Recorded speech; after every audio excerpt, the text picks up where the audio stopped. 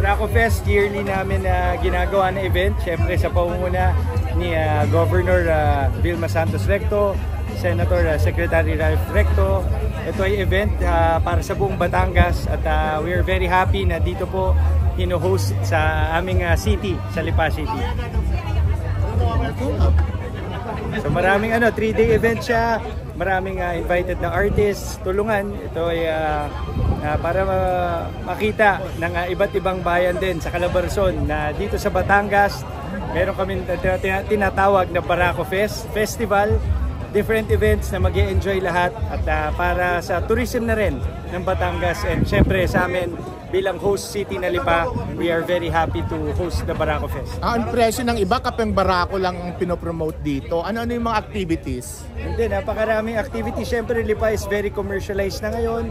Napakarami ng development and maraming schools, hospitals lahat. So gusto rin namin ma-promote na marami ng negosyo dito. Maganda rin tumira na rin sa Lipa.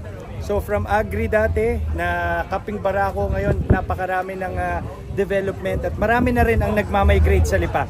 And we are very happy na maraming lumilipat dito sa amin at dito na nag-uumpisa panimulang buhay.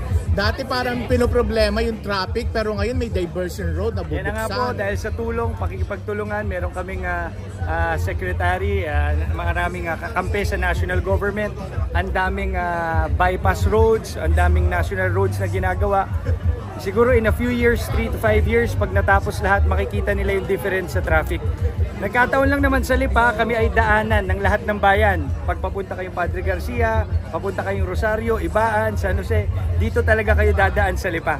So hindi may iwasan din yung traffic. Vice Mayor, bakit po kayo nakitiket po sa mga restaurant? Ano po? Bakit po nakitiket? Ano po ang dahilan? Nung una ko po, 2019, simula ako, first time ko pong pumasok sa politika, nakatiket na ako sa kanila at nakita ko kung gaano kaganda yung development under their help, under their administration. So I'm very happy and proud na maging part ng ticket ni Sen. Ralph Recto at Gov. Vilma Santos. Suporta pinipilitan niyo ni Alex ngayong tatakbo kay Vice Mayor? Suporta.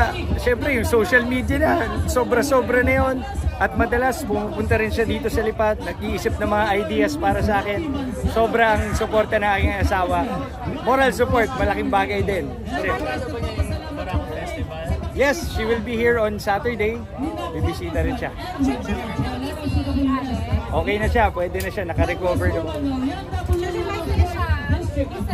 Okay naman, okay, very strong siya. Kaya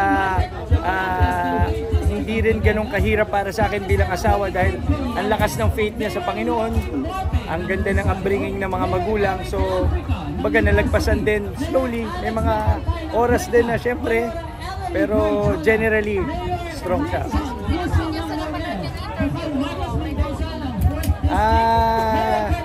Okay naman. Ayos naman.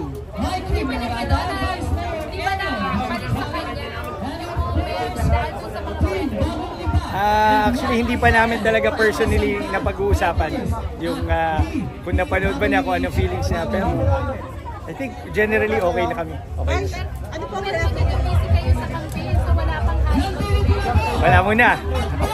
Wala muna.